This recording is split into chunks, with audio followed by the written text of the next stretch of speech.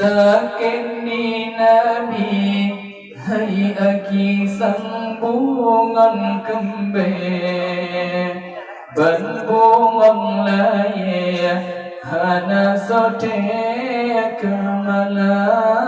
ban Nabi nakun di ulamnya kena wafat katangan sukren nyawang malaikat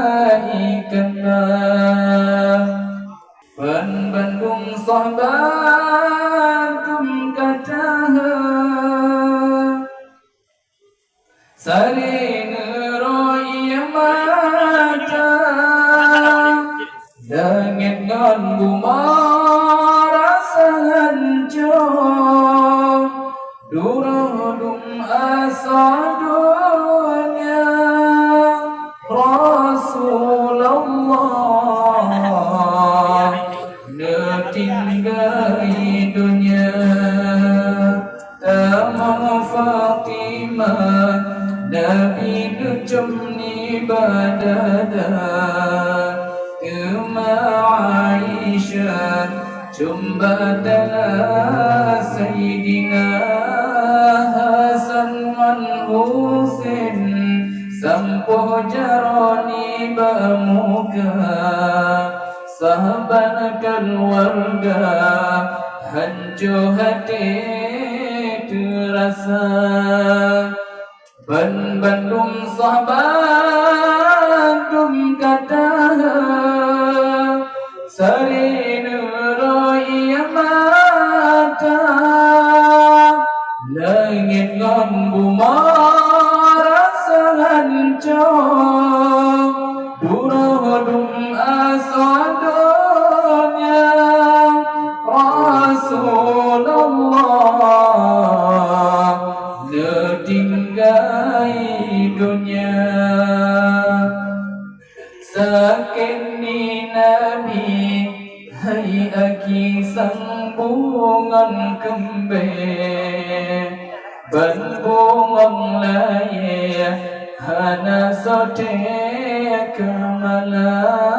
ban Nabi nakun di ulamnya kena wafat katangan sukren nyawang malaikat dum malaikat dan ubumah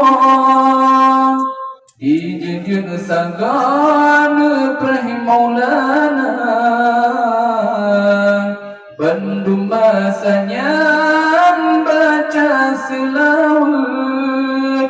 Nabi pi wafat malaikat sakin di Nabi hai aki sang bungon kembe ban bungon laye hana sote kamala ban Nabi nakun di ulamnya kena wafat katangan sukren nyawang malaikat Bandung sahabatum kataha sari neroi mata langit ngan buma rasa hancur duradum asadunya Rasulullah detinggai dunia tamam Fatimah Nabi nucumni badada Uma Aisyah jumbatala Sayyidina Hasan wan Husin sampo jaroni bamuka sahabat keluarga